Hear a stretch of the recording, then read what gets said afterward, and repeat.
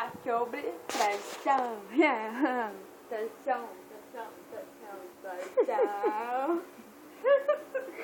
Vai, fala, cara. Então, a traição é uma péssima.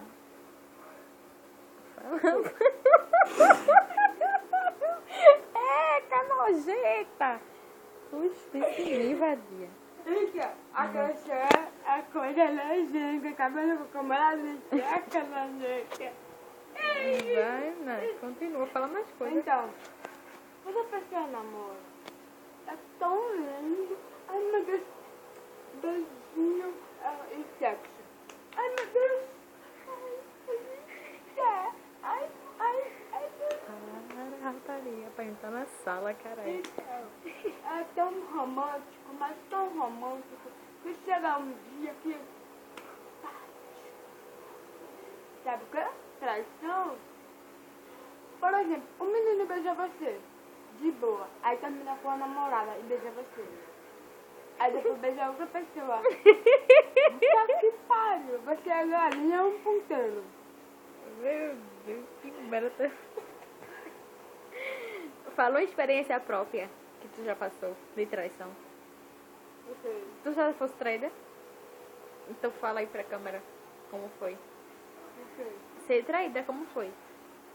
Ser traída, eu me portei, cara, como uma vagabunda doida, sabe? Uma boba. Eu fui boba.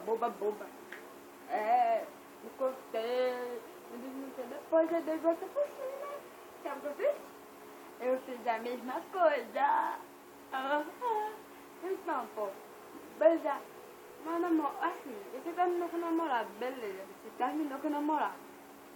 Mas quando a menina gosta de você, não pode vacilar, otário. Aí depois que passa na porra do Facebook dizendo, eu não tenho ninguém. Agora quando tem, não dá valor, otário. Tu não dá valor porra nenhuma. Oxe, só quero meter. Oxe, que é isso, rapaz?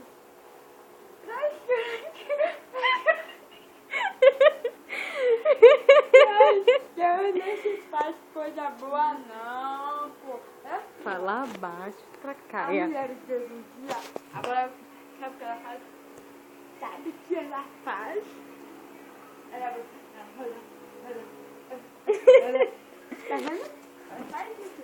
Sabe o que? Pra trair você, você traiu ela. Gigante é.